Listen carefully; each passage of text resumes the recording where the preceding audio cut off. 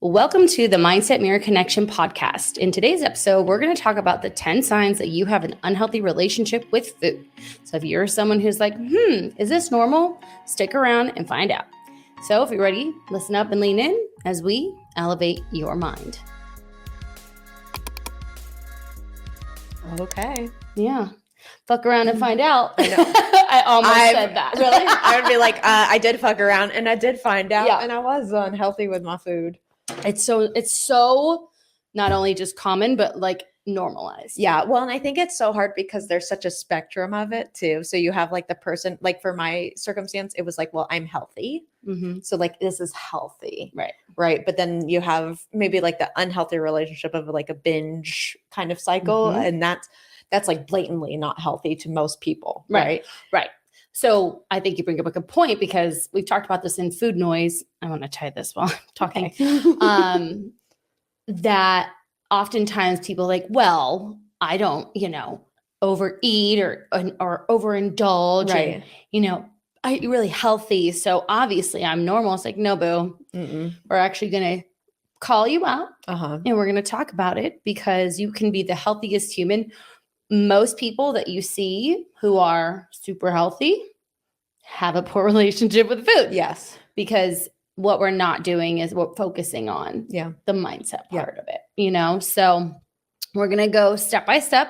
And I want y'all to take note, write them out, be honest with yourself. Is this me? And if it's you, we definitely need to make some changes because if we don't get this taken care of, it doesn't matter. Like I think let's put it this way. If you don't get this taken care of, you're going to aggravate that beast even more. You're going to make it bigger and bigger and bigger. Absolutely. Until something happens. And if you feel like you've lost control, then you almost are like forced to meet that demon. Yeah. But then the option is, do you actually meet them or do you go back to that pattern of the obsession with the food? Right. Because you can say, well, I'm fixing this, but then you get so obsessed with fixing it, and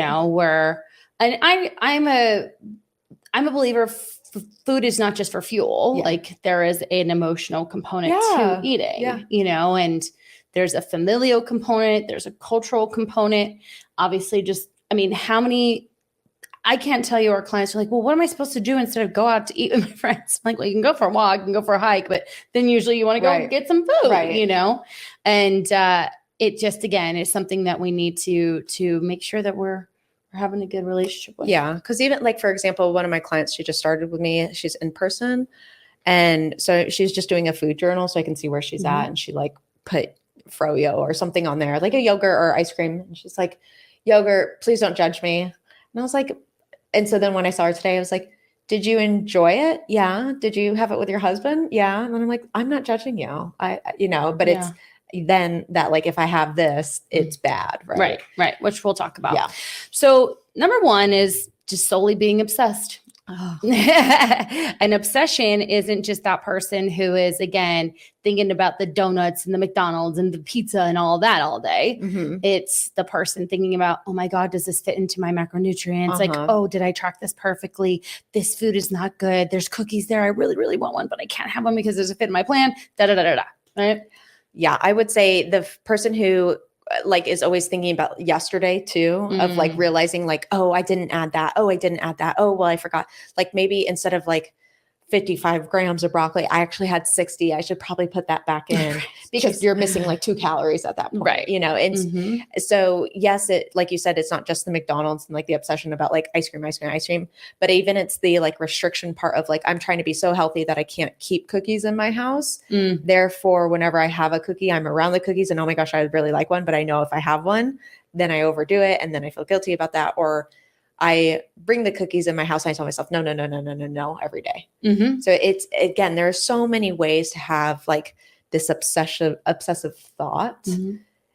And so I would say like blanket statement, if you're persistently thinking about it, there's probably a little flag. Yeah. A yellow flag. We'll go call with it a pink flag. A pink flag. I say, because we should be eating, I would say 3 to 4 times a day, right? Like most humans, their body should be like, hi, I'm hungry. Yeah. Now, yes, that's conditioned to an extent. Like our ancestors didn't have breakfast, lunch, and dinner, Yeah. but we are conditioned to have breakfast, lunch, and dinner. Now, that doesn't mean you have to eat during that time. If you're not hungry, that's another conversation. Mm-hmm. If we're thinking about food beyond, that breakfast, lunch, dinner, maybe snack, then that's where we've got to check ourselves because again, it's just on your mind all day long. You're thinking about either, again, how clean you're eating and the things we're going to talk about, how good you're doing and what you're not getting, what you didn't eat instead. And I made this choice, and you have this like grandiose ideas around it. But then again, the cookies come, and now we're having this whole conversation about a motherfucking cookie. Yeah. A cookie. I'm obsessing over a cookie. Well, I always like to use cookies as an example because that was like cookies. my one of my like Trigger looking foods. back, that was a good indication that things were going south. So for me, it's very easy to pinpoint that. And even now, like nowadays, I have a different relationship with cookies, thankfully. Yay. But that's why cookies come up for me, because that was it. I don't know. I've always just let myself eat what I feel like eating. Now, have I been obsessed around food? And then that's where I, like when I talked about the cost of getting lean, where I'm just like, no, I can't have that. I'm going to have the crudité. But obsession, thinking about it more than, I won't even say the average human, because I think most people obsess about food because diet culture tells you you shouldn't eat fruit, you shouldn't have carbs, you shouldn't have fats, right? Don't eat in the morning, don't eat late at night. And you're just like, I think a bit of the obsession too, let's just validate, is not knowing. Yeah. Not knowing what to do and just kind of doing it on your own and trying to figure it out. And then you're not necessarily listening to your body. So you're just doing what this next influencer told you and trying to get it right. And then you're not seeing results. So then that obviously creates more obsession about tweaking and making sure it's perfect and all those things. So there's a lot of that. There's the obsession around just what do I eat? But then you go out and you try to find the answers. And there's so many different answers that you're just like, ah. And I would say too, what I want to note on is this is just not an American problem. I have clients, like I've had a client from New Zealand who experienced the same thing of like this obsession of like, is the food good? Is it bad? Am I having enough? And then I have clients who they're located in America, but they're culturally not just American. And so they experience it as well when they go back to like Mexico or Spain or England or wherever they're from. Yeah, absolutely. So I want to emphasize that like America gets pinpointed a lot because of our obesity pandemic or epidemic, whatever it's called. But this obsession about food and body essentially happens worldwide. Yeah. I would say most of the cultures most of the clients we get are in westernized cultures too. So there's a part of that. But no, I have a client in Spain or in Portugal, and she says, I really wanted to eat all of, my Hershey bar today because I was having a hard day. And instead I made some chicken noodle soup and then had a bit of the Hershey bar, and she was like, I feel good about that. But normally she would have obsessed about this Hershey bar and then ate the whole thing because she would feel like bad about that. Right. White knuckling it and so on. And so for this particular client, this takes us to number 2. She is an ER doctor. And so days are long. They're very stressful. She's got to be like literally like shift into different people at any given time when someone comes in. And food for her has been a way to soothe. Right. And if we are turning to food, and here's the difference. I don't think a lot of people talk about this. We can have an emotional, intentional relationship with food. Meaning, like, give an example. Like, so I go and it's my birthday and I have a piece of cake. And I'm like laughing and it's like that, like cake is that joyful, celebratory type of shared, right? You're with other people. So let's put that to the side. Right. It's when I have a stressful job, a stressful life, I'm not acknowledging that stress, anger, sadness, even pride. I see people they don't feel good in their accomplishments. So they'll reward themselves with food. Well, I did that so I can have this. Yeah. Instead of just Well, I went for the sitting run it. today, so therefore I deserve. Yeah. Or whatever not it is. even anything to do with their bodies. They Yeah. may have had a really great presentation at work. And instead of sitting and being like, I feel really good about what I just did. I feel proud of myself. I think that went really well. They will say, well, they don't know how to do that. It's Yeah. very uncomfortable for them to feel proud of themselves. So they'll reward themselves with food. That's the. Do you think that could apply to alcohol too? Absolutely. Yeah. Oh, yeah. We're focusing on food, but I Yeah. like when I'm thinking about that, I'm like, oh, like if you have a great presentation, usually the natural reaction is let's grab drinks and celebrate. Oh, yeah. But then it becomes an easy thing of like, well, I had a good day at work, so I'll just have a drink. Or I had a bad day at work, so I'll just have a drink. And I think replace drink with food or whatever choice of food it is. Yeah. And it's so interesting because now that I'm saying that out loud, I'm like, okay, so we would look at that person and be like, ooh, maybe like we don't need to have a drink for every occasion. Right. But we never do that with food. We go, oh yeah, you deserve it. Like, Right. hell yeah. Or yeah, like if you had a shit day, go get that ice cream. Right. know? Again, it's very much like validated Yeah. and socially acceptable. And there is that person too we're talking to that, has always ends up in the pantry at the end of the day and doesn't Right. understand why they sit on the couch and they're just chewing through the chips and chewing through, the whatever it is. Popcorn is my thing. And they don't understand that they're getting that soothing, Yeah. that stress management from food. Right. Right. And that's something that they've learned. They probably come from a household where expressing emotion, managing emotion, having an emotion was not, maybe not, it wasn't that it wasn't acceptable, but they did not learn the skills to understand what was going on internally and or express it and or nurture it. Yeah.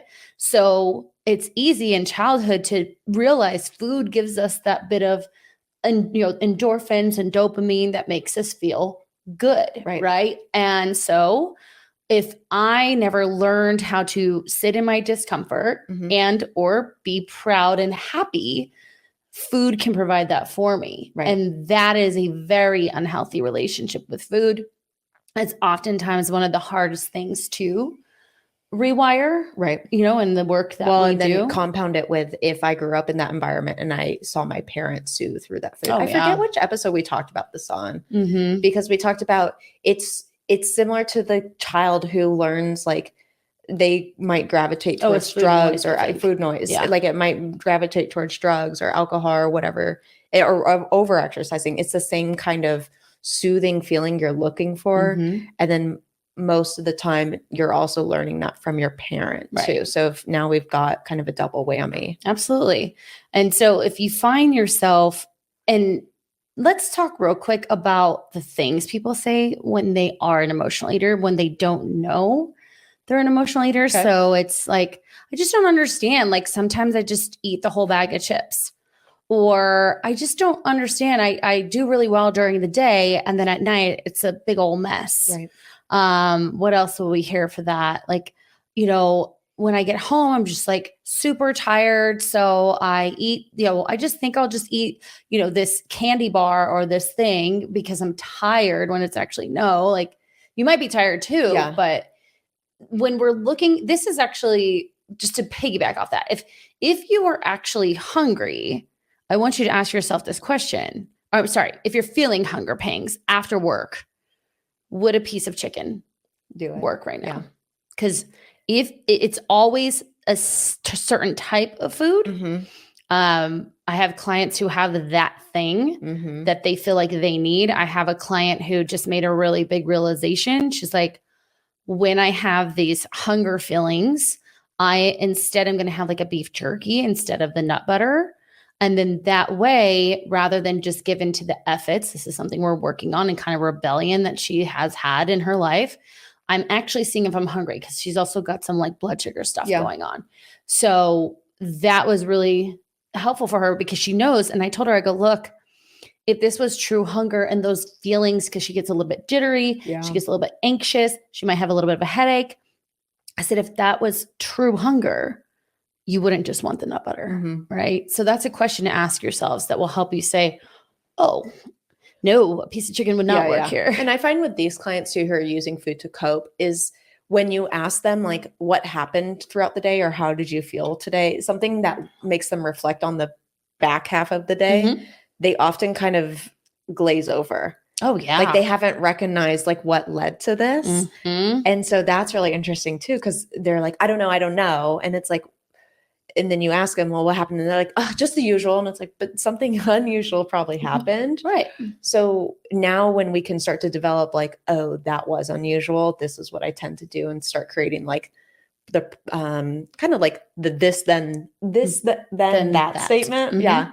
Of that, then it makes it a little bit easier to bring that awareness. Well, you make a good point, because for some of you, when your norm is to not deal with your shit, right? Deal with the shit in the moment, set a boundary, notice the thoughts and feelings coming up for yourself, checking in with your body, your brain.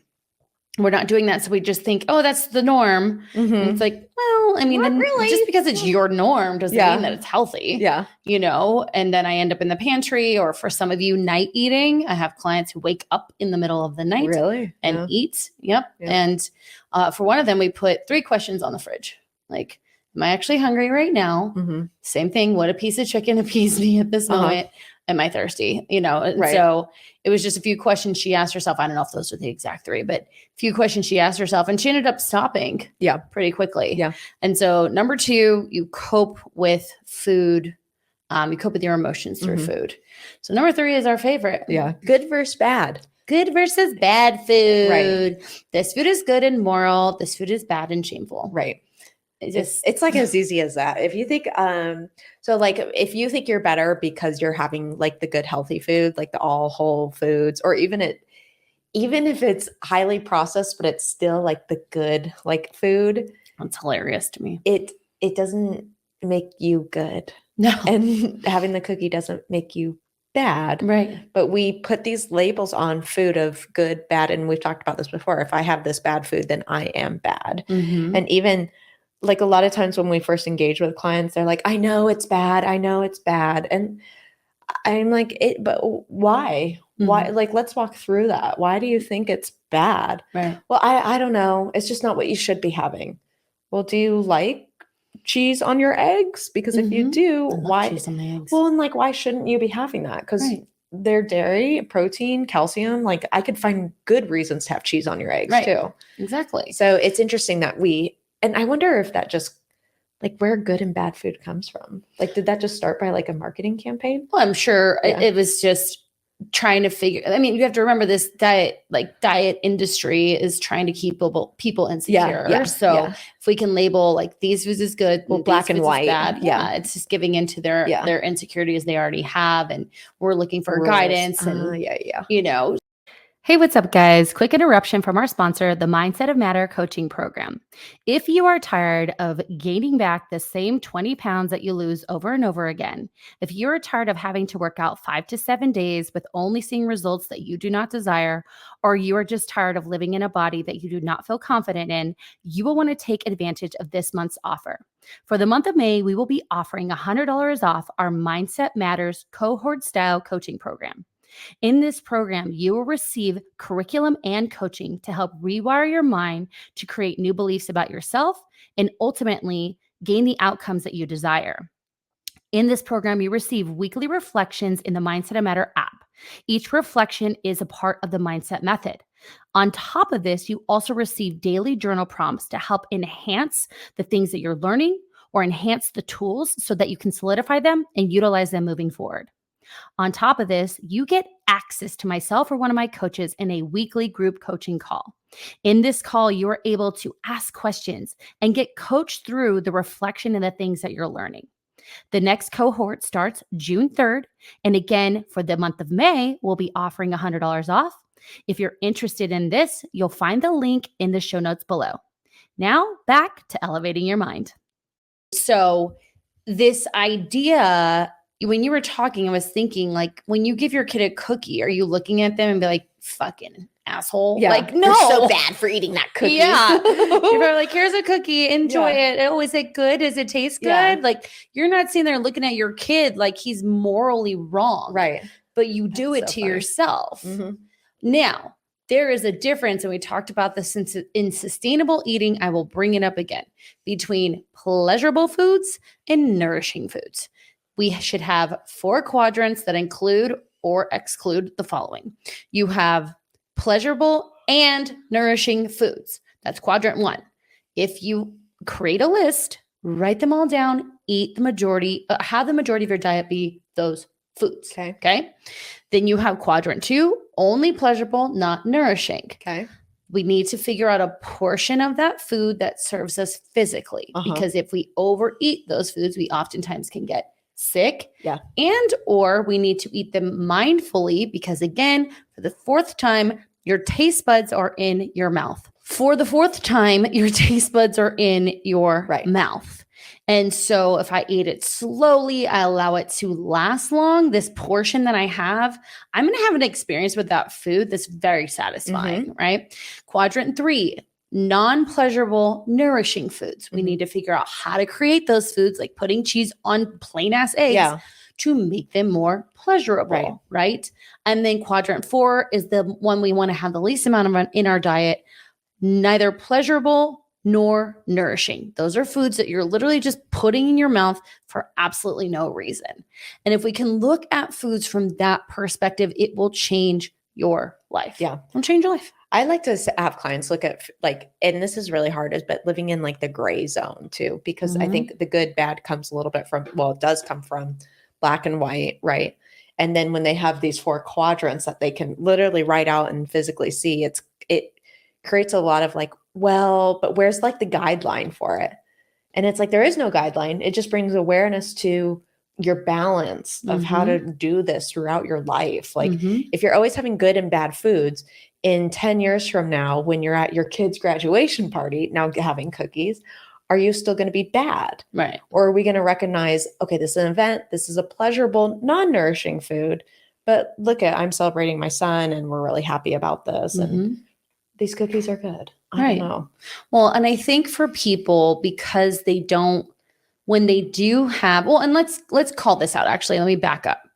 The food industry makes what we call bad foods very tempting, super tempting and addicting. There's food scientists that engineer foods to taste a certain way that once, like, they hit all of the taste buds in your mouth, they give you a little bing, but for a second, so that your body's like, well, I want that little like spark again. And not so even taste a certain way, but like to crunch just the right way, texture, or fluff the right way. Like, to me, it's flabbergasting that there is that amount of like, it's great. It's wonderful. Like that we've made those advancements, but what people aren't recognizing is that, they do that for a reason. Right. Companies exist for profit. Right. And so you are their profit. How do we keep you buying into this? And so and then they put the moral dilemma back on the individual too. And this is a well-known thing, and not just in the food industry, but the moral dilemma goes back to the individual of you were bad, you were bad, you were bad. And then on the flip side, a lot of these companies own the healthy alternative. Oh yeah. And it's actually the same shit. Well, and if you just think about it, if I'm saying you're bad, this takes us to number 4, they're going to feel shame and guilt. And guess what? If I'm that person who doesn't know how to manage their emotions, what am I going to turn to when I'm feeling shame and guilt for eating that food? More shame and guilt. The same fucking food. Yeah. It's the cycle.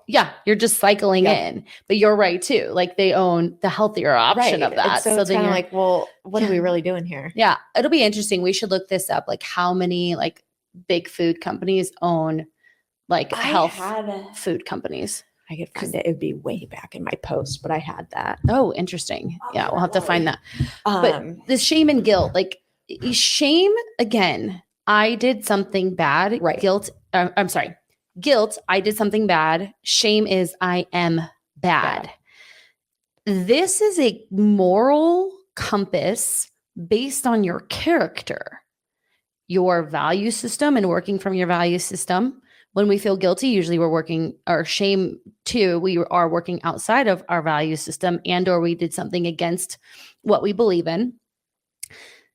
You are not by any means working outside of a value system when you eat pleasurable foods. Now, if you value health, then I'll take it a step further. If you value health, then you need to value all aspects of health, including emotional health and mental health. So I value physical health, so I eat the nourishing foods, but also, again, I value mental health and emotional health. So I don't just eat those foods because pleasurable foods bring joy to me. They allow me to live my life. They allow me to be social and so on. And so we have to take this like, oh, I'm so guilty. You know what I ate yesterday? You want to know what I ate yesterday? So Mark and I are leaving for a month and a half. Right. And we were like, we want Barro's pizza, but we had already decided to have breakfast burritos. Oh, I love breakfast burritos. I know you do. So what I did, because we already had the breakfast burrito, and then he's like, do you want Barro's? Because we're not going to have it for like, Barro's. we love, so Barro's is a pizza place here in Phoenix that we love it so much. We had it at our wedding. So, like the pool That's party. like the Texas people have Whataburger, and it's like, what? Yeah. Oh my God. His parents love Whataburger. That's so funny. So I was like, okay, well, how am I going to make this work for me? You know, I had half the burrito. I was full after half. And then I'm like, okay, I'll just put that away. And I was thinking I was going to eat the other half for lunch. Then he's like, let's go to Barro's. So I was like, okay. So then we had like a salad, and then we got 2 slices. And What kind? I just get cheese. Okay. I'm like, that's just my jam. Just a Plano. Yeah, I love cheese. Cheese pizza. I'm like Kevin McAllister. 1 cheese pizza just for me. Home Alone. Got that one. She got it, guys. Yay. So I had the salad and the first slice of pizza, and they're pretty big. Yeah, you know? they're huge. Yeah, and they're like thick too. Yeah, they're so good. And then I took later on, I wanted a snack. So I took the burrito and I took it out of its original tortilla and put it in like my high fiber. Okay. Made it, a little other half, had that. And then later I had the sliced pizza. Yeah. And I put it in my fitness pal, and I was like, oh, that's funny. Because Barro's has their nutrition online. Do they? They do. Good for Barro's. They do. They have a BYO where you can build your own pizza. Really? So I went in and did it a long time ago. Oh, that's fun. Yeah. And it was like, I think I was at like 18 something. And then I had my Yasso bar and fucking called it a day. You know what I find interesting is when clients are in like this shaming of themselves, that if they logged it or wrote it down, it's honestly not that much. No. Like, so for example, I had a client and she does food journaling. So she takes pictures of her meals. And so she kept saying like, I know I need to cut out the sweets. I know I need to cut out the sweets. And I was like, why do you think you have so many? Because I'm not looking at her meals going like, wow, she has a lot of sweets. Because sometimes you look and there is a lot of sweets. But I was like, I don't. And so I literally went back for like a week and then a second week just to kind of gauge like an average. And she had like 2 sweets a week. Oh, geez. And I was like, wait. So I think you're having more, but because of this perseverating shame that you feel, rather than recognizing like, I'm only really having 2 sweets a week. Yeah. Who cares? And right. And like you enjoy them because there's certain little bakeries that she likes more than others. And like she travels. And so she goes to one. So, oops, sorry, I hit the mic. And so I was like, and then when I told her that, it was like, oh. And I was like, we got to work on like, are you having the sweet and then feeling the shame? Because if you are, then we need to work on that. Right. Not on not having the sweets. Just because you feel the shame doesn't mean you can't have it. Right. Because I don't want you to avoid that feeling, but what we need to do is work through that feeling. And so even like for the client today that was talking about like, I had the yogurt or the froyo or whatever, and I'm like, sorry about it. And I'm like, but why is that bad? Well, like there's not really a reason, right? Because the shame makes it stop. I'm bad. Like I shouldn't, this is silly. It shoves it down. But then when you start inquiring like, well, why would that be bad? Why would your son having the cookie be bad? Right. Why having the 2 treats? Why is that bad? Well, psychologically, the ego is the thing that comes up in our mind, and what we call our inner critic in our program comes up in our mind, and it will protect the wounded parts of ourselves and keep the familiar. So food, because of diet culture, has been labeled good or bad. Right. So then I'm eating these foods, and my ego, rather than saying, what this wounded part of you needs to hear is like, you're okay, you're fine, we're good. Your ego is like, well, we don't want anyone to tell you that. We don't definitely want your coach to tell you that. So I'm going to tell you you're bad, you're disgusting, you Mhm. shouldn't have eaten that, because that's what you're already saying about yourself in your mind. Then we connect that to food that diet culture Right. is saying is good or bad. And we just have a whole Like, here's my proof. Yeah. Yeah. Exactly. And you're There's my finding the proof. evidence. It's like when people Over and are over finding again. the evidence of how they're not making progress. And it's like, but look at all the evidence of how you are. Right. Like, Oh, okay. that happened That's today. another topic. Yeah. So the guilt and shame around what you're eating, again, Right. this has nothing to do with your morals, your values, like who you stand for as a human. Like, again, I want you guys to be thinking too, like, at my eulogy, will people be talking about what I ate? No. I hope not. Or maybe if you cook really well, they might be talking about what you make. Right. You know, but not what you ate. So and why I say that is usually when you're dead, people stand up there and they talk about all the good things about you. Right. She's caring, she's loving, she's honest, she had integrity. Those are your values, your morals, not cheats, cookies. She's so gross. Well, and I think that goes into our next number 5 is then they end up going into the yo-yo severe restriction, right? So like talking about my client, she's thinking she eats more cookies or whatever than she actually does. So then all of a sudden I need to swing that bat and go the other way and severely restrict all of it. But then that brings us back to the yo-yo dieting, because you're severely restricting, you get in the situation where there's cake, cookie, or whatever. And it doesn't have to be specifically cake and cookies. I think those are just the easily pinpointed ones. Right. So I do want to acknowledge that. But mine was peanuts. Yeah, at one peanuts, point. Or it could be like it could be potato chips. It could be tortilla chips. It could be flan. Right. I don't like I mean, it could still technically be something that we consider healthy. Yeah. You know? So like white rice, even, because that's one that I see people, or grains that people restrict a lot, or fruit because of the sugars. But again, kind of other topics that we could deep dive into. But so they end up overcompensating, or you end up overcompensating by not having it, because why? Well, it's bad, so I need to not, and I know this is like what you're supposed to do, and it's like, not really. You bring up something that I don't think anyone's ever thought of. Maybe I mean, what I'm about to say is so simple, but like, it's not normal to only eat like healthy like that. Like, it's not, there's no person on this, well, I shouldn't say on this planet, we'll say in this country, that will not be exposed to those types of foods.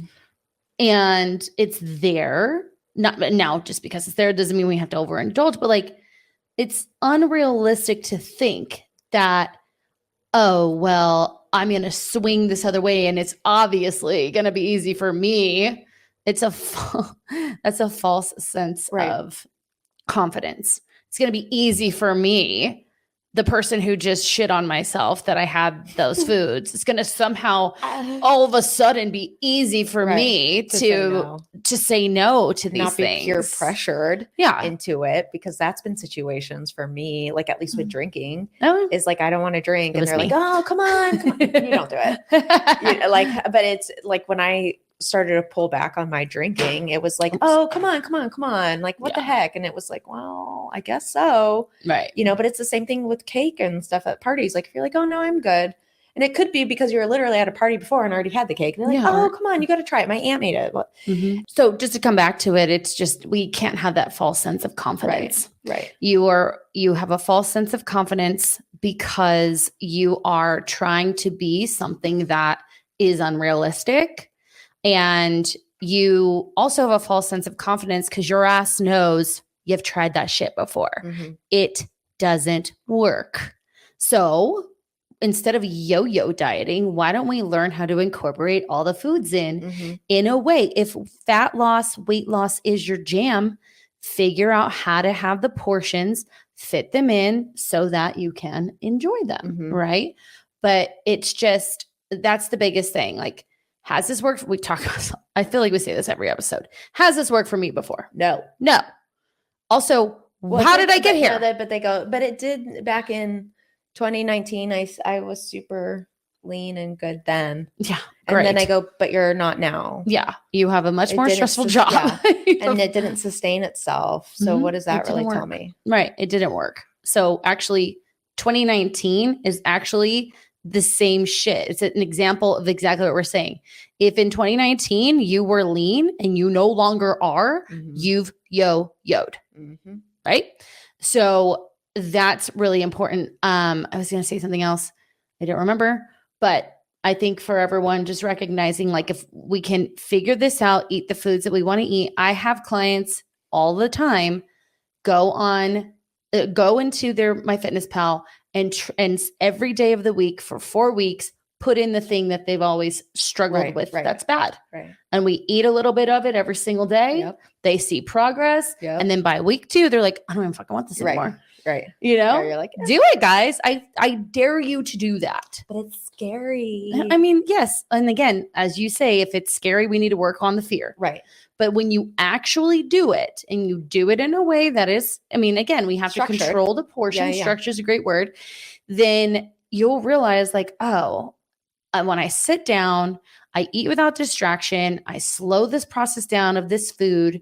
I enjoy it. And then I remind myself, Right. I am going to have it again tomorrow.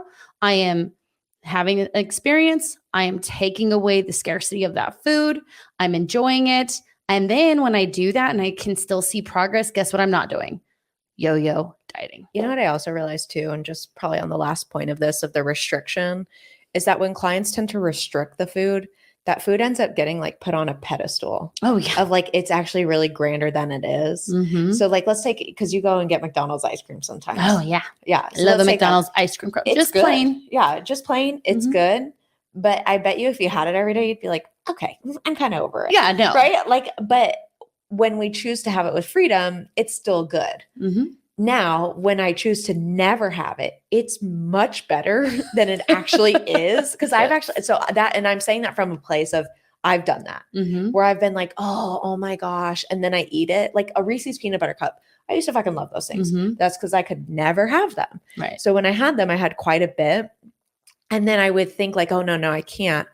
And then for some reason, I like actually sat down, ate, was like, okay, I'm gonna eat this really mindfully. I forget exactly the context and where I'd been leading up into that. And I took a bite and I was like, this is actually kind of waxy. Like it's good, but it's not as good as I had it in my mind. And Mhm. sometimes like even now I'll think about foods. It's like, oh, that sounds like a Dairy Queen Blizzard. I was just thinking that I in my head when you said love- Reese's peanut butter cup. I was like, Blizzard. Like a chocolate ice cream cookie dough. And they do a lot of cookie dough, which I love. Mhm. And so sometimes I think like, oh, I want to go get that. But then I think, is it actually as good as I remember it? Well, I just get the Or- junior. Oh, really? Yeah, they have like a junior cup. A little cup? It's smaller than Yeah. small. I don't know. Yeah. So, It's but so I'm like, good. I'm like, it's probably still fucking good. Yeah. But I'm like, is it even better because Mhm. I've like have tantalized it for so long? No, I agree with you 100%.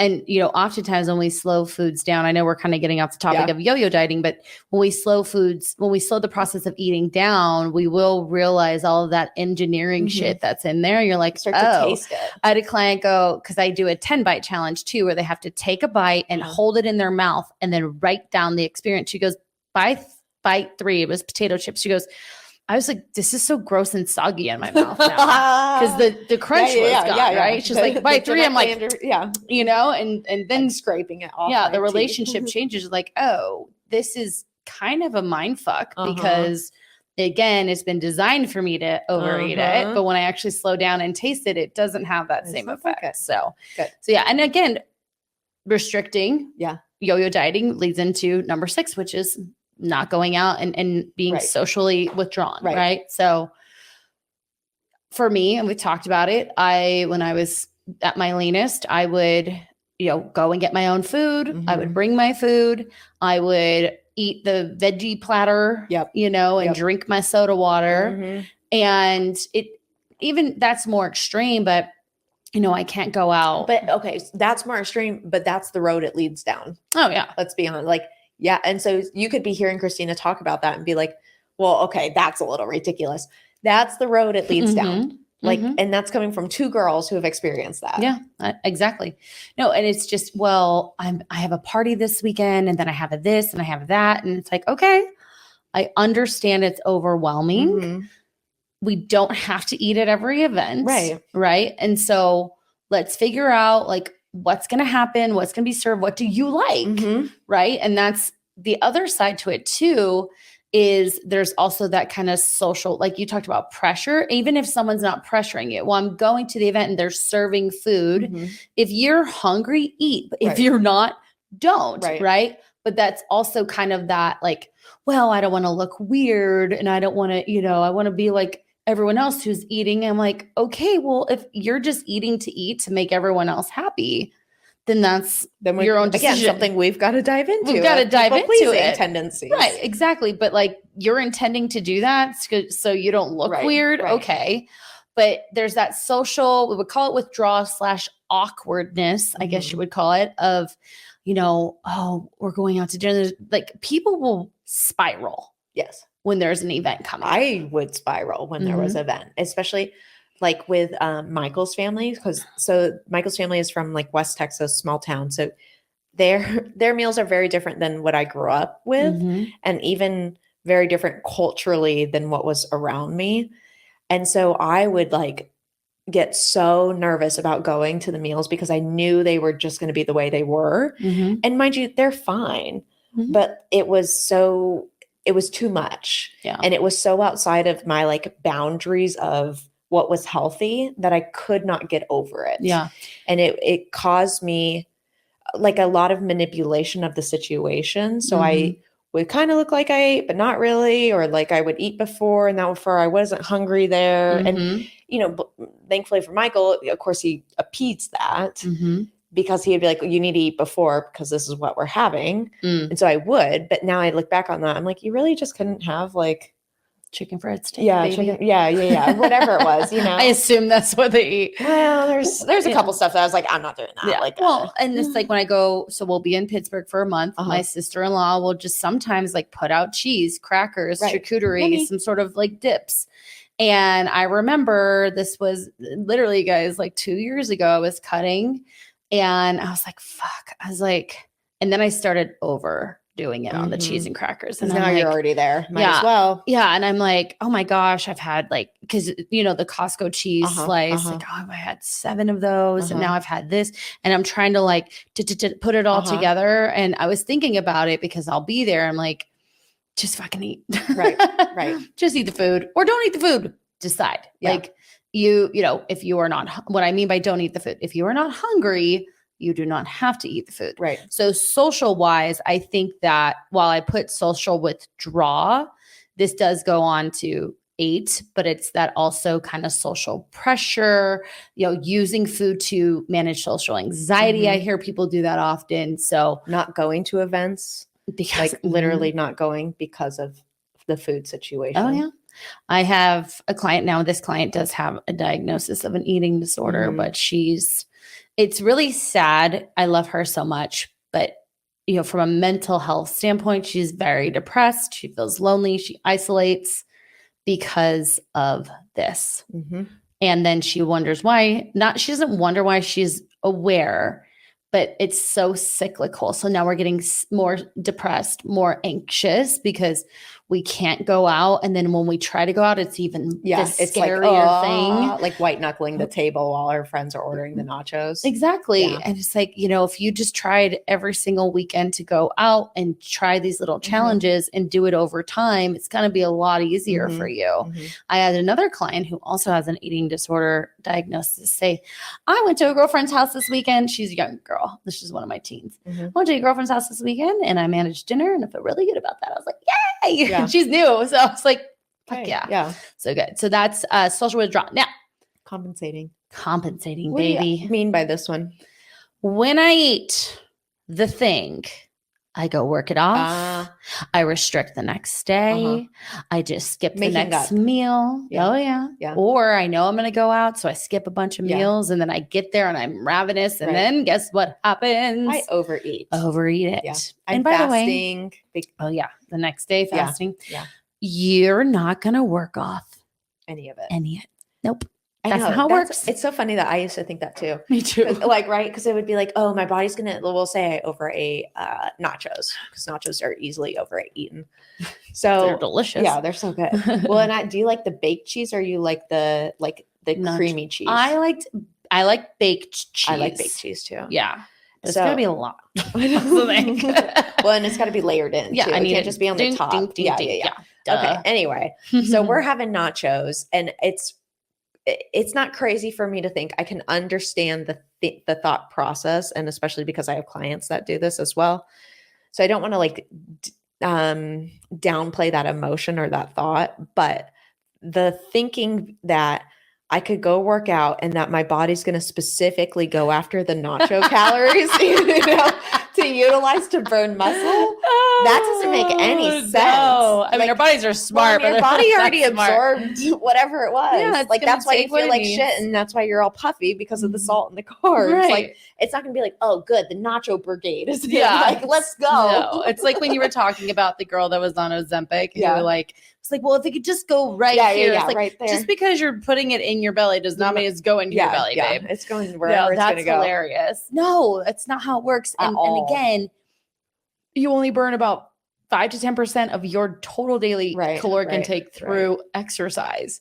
And so compensation though could be so much more than that. Like you talked about trying to fast, trying to skip meals, trying to then restrict heavily the next day, that evening, whatever it is. Like that, again, if we're not hungry, that's one thing, but I'm talking to someone with an unhealthy relationship with food is like, or we'll take it even further, laxatives, we'll take it further, purging, right?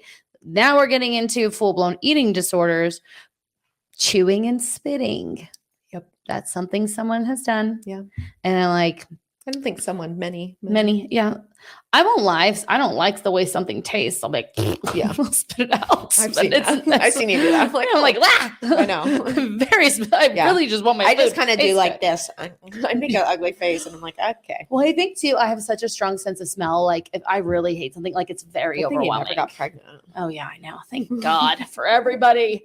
But yes, compensating in whatever way that looks like we have to, or even we'll just go small scale, like getting up and trying to like move around more. I hear that often too. But well, and there's a difference. I do want to defend that a little bit on the alternative side. There's a difference between I'm going to go for a walk just because I feel uncomfortable from overeating, like Thanksgiving. Like after Thanksgiving, I need to go for a walk. Yeah. And there's a difference between that, but then taking every meal and being like, okay, now I got to go for a walk to like counterbalance what I just did. And you can go for a walk after every meal because it does help with digestion and blood sugar regulation. Wonderful. Right. But let's be honest about what you're actually using it for and not use that as a cover up. No, absolutely. Being honest is, hopefully everyone's doing that while they're listening here because this is important. So I already talked about in like the social withdrawal / anxiety is it was there. So right. And the way I think about this too is like, we've talked about your husband was in charge of dinner that night and he brought home pizza. Right. And you're like, well, my husband brought home pizza. So, and I'm like, so what? Did you have a slice? Right. Great. Have a slice. Well, I had 4. Did you want 4? Did you want 4? Like, did you feel good with 4? We don't like leftover pizzas and he got it from my favorite place. Or it's just, no, it was just there. No. Or your friends order a bunch of apps and you've had your mix of apps, right? But they're still on the table. So you won't need to clean plate club it, right? We have to, again, think about, are we hungry? What does our bodies need right now? Like, are we working from a place of hunger or are we working from some sort of psychological conditioning? Or with the husband situation, from a victim mentality. Right. When you say that, you are a victim to your circumstances as if you don't have another option outside of eating pizza. Simply not do it. Right. Like Michael we like to go to Handles. It's super good. What's Handles? Oh, it's such good ice cream. Ooh, I like ice cream. Yeah. It's worth it. And so for example, actually this is perfect. Their small is like 2.5 scoops. And mind you, they're like 16 to 18-year-olds working there and they fucking dig for gold on your ice cream scoop. So it's not like 2.5 like at Cold Stone where you're like, really? Like give me more. Yeah, like this is a $16 Cold Stone cup. You're like, I love it, not I like it. Yeah. Get it right, kid. So they like go for it. And so even when we go and we get the ice cream, I'm like, just give me a scoop and a half. Mhm. And they're like, well, we still have to charge you this. Like they get very like, oh my God, this is not in our protocol. And I'm like, it's totally fine. Charge me the same. I don't have to get the 2.5 scoops because that's what they do, you know? And I don't want the 2.5 scoops because it makes me feel like 2.5 is a lot. Right. And so again, perfect example of, okay, this is something we enjoy doing together. We specifically drive there. So that way it makes it more of like a date or whatever it is. We're not just like sitting and eating our ice cream from dryers from Fry's. Pick out our ice cream. And then I'm like, I don't need what they actually have available. I just want a little bit less. And it's still just as good. And I make sure I eat it slow and enjoy it. Yeah. Well, we talked about this in dining out of just like, you can have half, you don't have to eat all of it. You can put half of it away. You can take half of it home. Like you don't have to just have it because it's there. And for some of you who grew up with food scarcity, this can be a really, really challenging thing for you because you are under the impression that, oh no, when there was food there, we had to eat it, or even not even food scarcity, even those just that grew up in like large families. Like if that cookie, if you didn't get your fucking cookie, you weren't going to get your cookie because your brothers and sisters would eat it. Right. And just realizing like, that's not currently your reality. Your reality is you can, and again, we're talking from a place of privilege. You can get food delivered to your door from literally anywhere. You can probably, again, get whatever food you love in New York City somehow, like, was it flash freeze packaged over to you here? Like, it's not hard at all to get the foods that you want. And so, you know, making sure we are not victim to our circumstances, making sure that we're realizing, thinking about why am I reaching for this food? Especially, I see this in like potlucks, buffets, parties with spreads. I always say, my first thought was like Thanksgiving and Christmas, right? Like Super but then Bowl I thought, Sunday. okay, this happens more often than just those holidays. So your potlucks, your spreads at work. Then I also thought of your candy reference when Halloween always comes around. Oh yeah. Of like, hey, you could go to the grocery store and buy the Twix right now, today in, what is it, May? Yes. I tell people when Halloween and Easter comes around, I say, just remember, your Halloween candy is just regular candy dressed up in its Halloween best. Yeah. You can get it at any time. Anytime. Just because it's there, you don't have to eat it. Right. It's like, it's so funny. I was speaking at a women's event and we didn't realize there was a like bowl of candy right in the middle. And once someone goes, ooh, candy, everyone's like, ooh, candy. And I'm like, we just ate lunch, dude. Like now, if you want, again, if you want the candy, remember, I think you all know this by now. Like if you want it, eat it, but be intentional.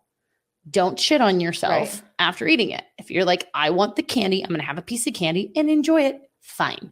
Fine. Number 9, removing certain foods from your diet. Restricting.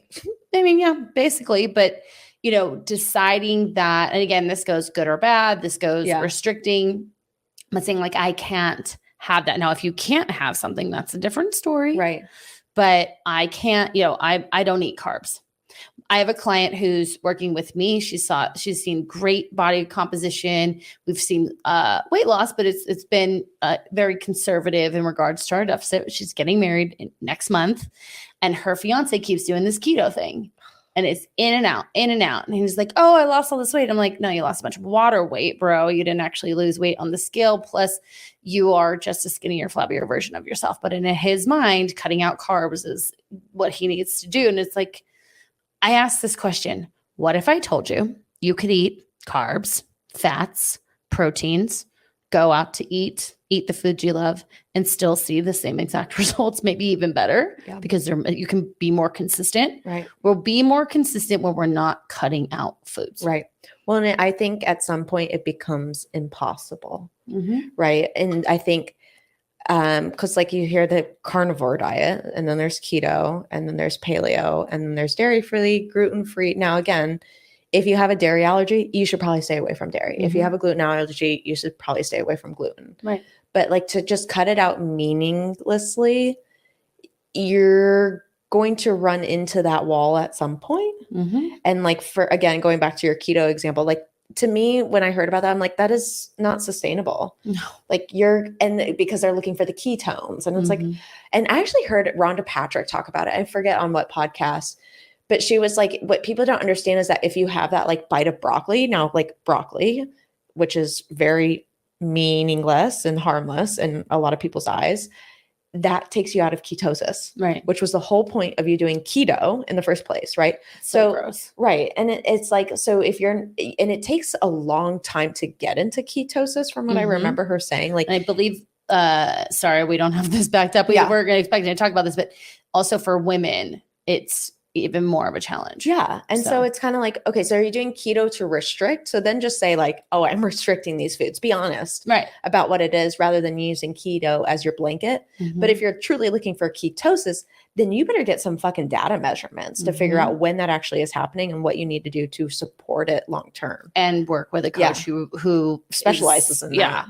We don't. That's not us. If I had a client tell me she wants to do keto, I'd be like, why? And if a doctor recommended it, it'd be like, you should probably find a different coach. Yeah. But if she's like, I just heard it's good, I'd be like, it's not good because again, it's unrealistic. Right. All right. Number 10 and the last one, just loss of control. Just loss of control. Yep. I would say not just loss of control, but just dissociating from your food experience. Dissociating from yourself during that food experience. Not even realizing what you did. You look down and you're like, oh, fuck. I've done that with the chicken boom kettle corn. Well, like, I do that with tortilla chips, you know, like, oh, it's so funny. Like, I mean, honestly, I know this sounds restrictive, but I just have to put like stuff like that in portions, bags. Yeah. So because sometimes I'm just busy and I'm like, I'll just grab the bag. Right. Of course, I'm not going to eat more than the serving. I'm like, lies,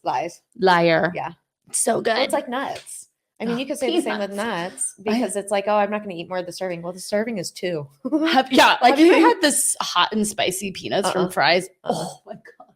Really? I love them so much. I love them so much. But then I got to put them in bags. Yeah. It's just the way I have to do it because at least at the end of the day, if I eat 3 bags, I'm like, okay, well, this was 3 servings. Right. So I'm okay. But, you know, just dissociating, completely disconnecting from the experience of eating. Yes. And I think that happens often when we work from a computer, right? So it's like, easier to just grab and be working. Yeah. And not really realizing what's going on. And then you're like, oh, I haven't had lunch. But then you're not really hungry for lunch. But then comes 3 o'clock and you're like, oh my God, I'm so hungry, but I'm going to wait for dinner. And now I'm going to be really hungry at dinner. Oh yeah. Or you do still eat lunch. Yeah. Because it's lunchtime, right? But yeah, just feeling out of control. Now, again, this out of controlness is a byproduct of a lot of the other things we've talked about, restricting, you know, good and bad, all of that. But again, if we're having a detached experience from eating, that's a big, big problem because, you know, that could be a part of a trauma response. That can be a part of obviously a binge or emotional eating situation. And so we want to be mindful. We want to be connected to the experience of food. Food is, you know, the thing that your body obviously needs. We need nutrients, and that's what we call them, nutrient dense foods. We need macros and micros, but we also, again, need to have pleasurable foods. And remember, guys, like cake, or we'll just use the cookie because we've used that. Your body's still going to use it. Right. It's still going to use it as energy because the majority of it is carbohydrates and sugar. It will use it for energy. Now, the way that you feel from that is going to be different than if you're using something like strawberries or blueberries or something, right? The body's going to process it.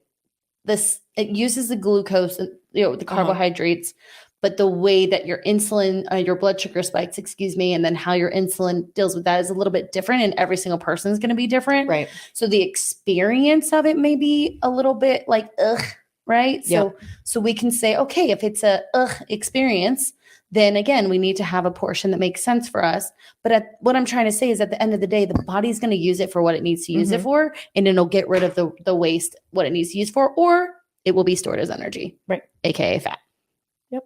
So that's it. I didn't have anything to add to that. All right. Well, if this is you and you're like, all right, girls, you're right. Fuck a doodle. New shirt. We have a wonderful program. It's called the Mindset of Matter, and our Mindset Method program is exactly what we talk about here, and we specialize in people who struggle with food and body obsession. And so if you're interested in coaching with us, you'll find the Clarity Call link to talk to one of us directly. And at the end of this call, all we want for you is to have some sort of guidance. If it's with us, if it's not with us, we can definitely point you in the right direction. If you like our content, please follow us on Instagram at The Mindset of Matter Coaching and fitbyamanda.az. You can find recordings of this on YouTube at The Mindset of Matter, and TikTok is The Mindset of Matter. Don't forget about our May special is $100 off, as you heard in the commercial today, for our cohort style coaching program. We just added an extension to that I want to talk about real quick.